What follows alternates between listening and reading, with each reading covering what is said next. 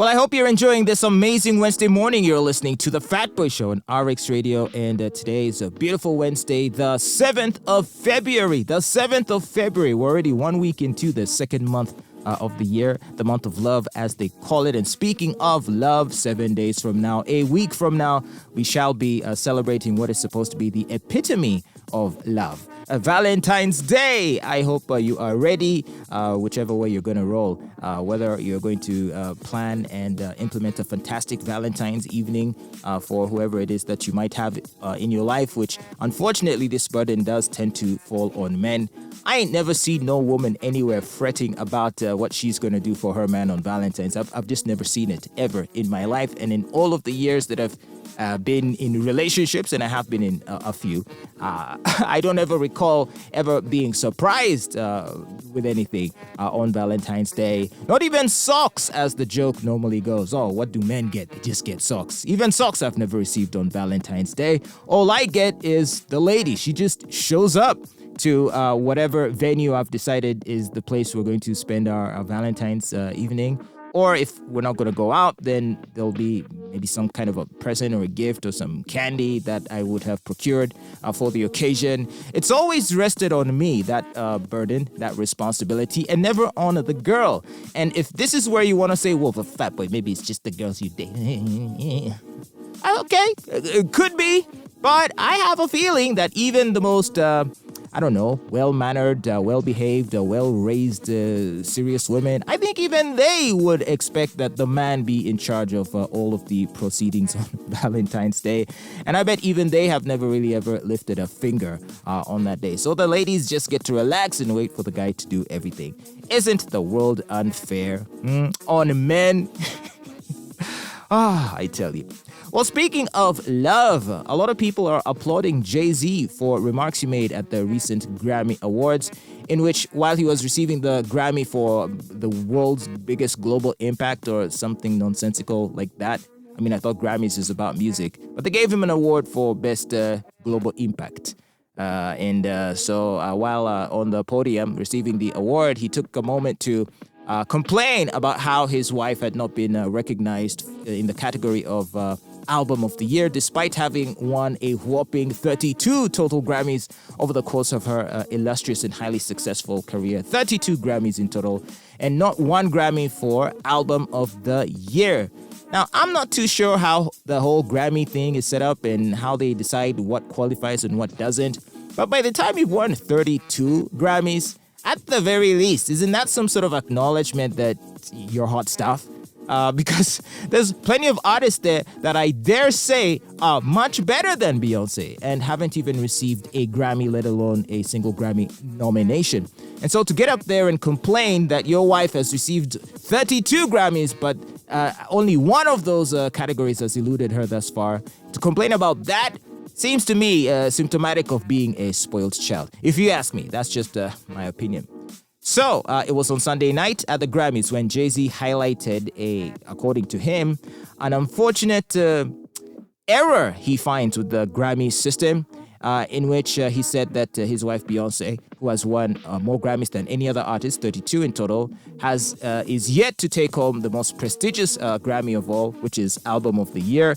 He said, quote, "Even by your own metrics, that doesn't work." Jay-Z said this as he accepted the Dr. Dre Global Impact Award. Think about that. The most Grammys, never won Album of the Year. That doesn't work. Except it does. Except it does. Come on. I mean, I don't appreciate when, especially black artists, and they've been doing this for quite a while, when it comes award season or if there are award ceremonies, they're always going to look for something to complain about, even if we as black people have been beneficiaries of many of these accolades. And in Beyonce's case, 32 Grammys, and still that's not enough, only because one has eluded you. It just makes no sense to me. Now, when Jay-Z was making these statements, the camera cut to Beyonce, although it showed her not really visibly responding. So she kind of just kept a straight face as she said all these things. One wonders whether she agrees with those sentiments or is she feeling embarrassed by what her husband said?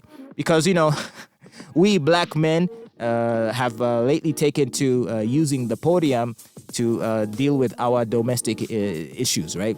We saw what happened at the Oscars the other night, some years ago, when Will Smith took to the stage to slap the host Chris Rock, who was making jokes at Jada Pinkett's expense. And, a lot of people saw that as Will Smith sort of just simply trying to settle some domestic scores. Like, we all know of the tension that exists between him and his wife and the trouble they've had, the entanglement and all those stressful situations. And so perhaps he thought that going on the world's largest stage in full view of the biggest television audience to do something to let his wife know that he feels deep love for her. A lot of people thought that to be cheesy. And in fact, thereafter, what has Jada Pinkett Smith said since? She said, it was at that moment that I realized I'm his wife. Can you imagine? I mean, she's been married to Will Smith, 20-something years, and it wasn't until he took to the stage to embarrass himself for her benefit that she finally realized that I am his wife. Because prior to that, according to her, she just sort of attended as a kind gesture that, hey, it was his big moment, and I, as his person and comrade and friend, I thought I would be there, but I didn't go there as sort of his wife, sweetheart, baby doll kind of situation. But then she left that theater that night feeling like, yeah, this is my man. So I don't know, could Jay-Z have been going for the same thing? Maybe they've been having a few, with marriage, as you know, you have your moments of difficulty, of challenge, of disagreement. Maybe you feel like you're growing apart. And could this stunt have been a ploy by Jay-Z to sort of rekindle her interest? Maybe it's been a while that she's been offering him the sweet sugar at home. And so maybe he thought that by going on stage and standing up for her in this way, that she might then feel love coming from him, and maybe that might rekindle the romance. Yeah, I'm guessing that night he got the good stuff in a big way from Beyonce after that. But then I have to wonder if men need to think twice about these sorts of things, because a lot of times, and I wouldn't say that I've ever gone to such lengths, but sometimes when you overdo it, when you try to overcompensate for what you think is missing in your relationship, it can tend to backfire. Of course, your wife in that moment might want to milk it for the attention that she's certainly going to be enjoying, because everyone's going to be like, oh, did you see what he did for you? And she's going to be like, oh, yeah, he loves me. It'll certainly inflate her ego to see that you are willing to make a fool of yourself. I mean, isn't that why we sort of glorify all these men who perform these grand gestures, the men who might whip out a guitar and sing a love song beneath the girl's balcony? I mean, she may care nothing for the guy, but she certainly is going to feel gratified that there's some simp worshiping her that way. And I kind of get the same sense, or at least that's how I feel that these ladies are reacting to this sort of thing, where you're just sort of looking at this guy, this very high status, high powered, hyper, super successful, universally celebrated individual, stooping so low, willing to risk it all for your benefit. It might not give you the romantic tingles, but it'll make you feel good, wouldn't it? Like, yeah, I'm the hot stuff. That a man of such a stature can do this for me, it must mean I'm the hot stuff, man. And so if only for that, I'm quite sure they will enjoy it. But then when the attention wanes, right? When it all cools down and all of the attention has faded away, will it still carry any currency in the relationship? Or will she look at you as a man who is so desperate to keep her that you have no shame? Don't you think a woman would have more respect for a man who'd be willing to directly check her for some behavior he doesn't appreciate? Like if it's a sexual situation and maybe lately she's not been super affectionate. Wouldn't she respect a man who would stand up and say, yo, missus, here's what the deal is. You're my wife. Either we do this or, you do your wifely role. You got to please me. I'm your husband. Or, wouldn't a woman respect a man who's more direct in that way? And then might even give her an ultimatum. You're either going to put out or get out. She might not immediately comply, but at least she will have respect for this man, you see. And the relationship might have a chance of lasting longer compared to where you're kind of putting yourself at risk of ruining your reputation for her sake, only for her to feel glorified by all the attention she'll get afterwards because you would have been displaying this foolishness for the world to see. But then when you get home, what's that gonna do for your situation? She looks at you as a dude that's just totally wrapped around her finger.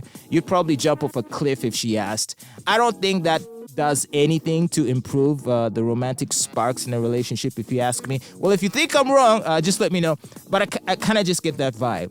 So that's my take and my thinking on why Jay-Z came out with this really bizarre statement. Because on the face of it, it seems like such a petty issue. How can your wife have received 32 Grammys, more than any other artist in recorded music history, and you complain that she just hasn't received one?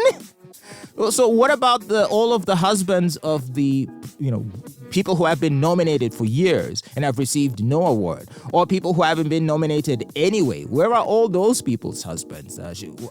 Just imagine how much more they should be complaining if they feel that their wives are talented, right? So that's what I think. I think Jay-Z is feeling some tension at home, and he thought by pulling this stunt, it's gonna rekindle the tingles, and that he might have a more affable, cheerful, friendly wife at home. Well, I hope it was worth it, Jay-Z, and I hope she gave you that sweet sugar when you got home. But in as far as what his remarks have done for the music industry in general, I think it doesn't do artists, I don't think it does him and artists any favors when you actually are spending your time trashing the very institutions whose acknowledgement you are seeking. Because at the end of the day, even fewer people are going to take these awards seriously. And then what would it even mean to receive an accolade? If next year, and here's the important point, and maybe I'll close here. If for the next Grammys, Beyonce is awarded Album of the Year, are people going to assume she got that award through merit, or are they going to assume that the organizers or the Academy are just trying to correct a prior error? So in other words, it's just sort of given to her as a token rather than it having been earned. See, and this is the big problem with all of these affirmative steps, affirmative action type things where, how come no black person was nominated for an Oscar this year? And then at the next Oscars, all the nominees are black, right? I think we saw that recently. And what did that do? It made all of us think the Oscars are a joke. And I think it's what we are going to start thinking about the Grammys too. For example, this new category they created, Best New African Music, I feel the same way about it. I don't care for it. It's a tokenistic award. Best African Music. Why? Because African people are complaining, so you just give us a special category for us? What? Why can't we compete like universally? Why can't we be eligible for the Song of the Year category, Album of the Year category, Male Pop Vocal of the Year, Male Female Vocal, Record of the Year? Why aren't we content to compete universally for those accolades? And why must we be content with a special little category created for us where they can just put us in that little corner and then keep us in that little box? Because can you even imagine anything more patronizing than that? Because they're telling you essentially, I see, so you want to join the club, you want to play with the big boys and the big girls. But no, we can't have that. So what we're going to do is we're going to erect a small little playpen on the side for you. Like how you go to a swimming pool and then there's like the main swimming pool, right, for the serious swimmers, and then there's like the baby pool on the side. That's what this new African music category feels like, the baby pool on the side, where you just stuff all of the bickering African artists in their own little category, have them fighting amongst each other for that one award, and then exclude them from the bigger award, which might be Record of the Year, Song of the Year, which is more universal and not really bound to any region, in other words, not region specific. Because otherwise, why then would a British singer win a Grammy for Song or Record of the Year and not have their own category for Best European Song or Best European Music? No, the Adeles and the George Michaels and the U2s and the Claptons, they go out there and compete universally without any demarcation about where they come from. But for Africa, there is a demarcation. Talk about apartheid. Can you think of a greater manifestation than that?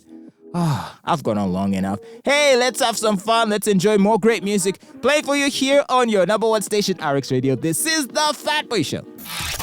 RX Radio.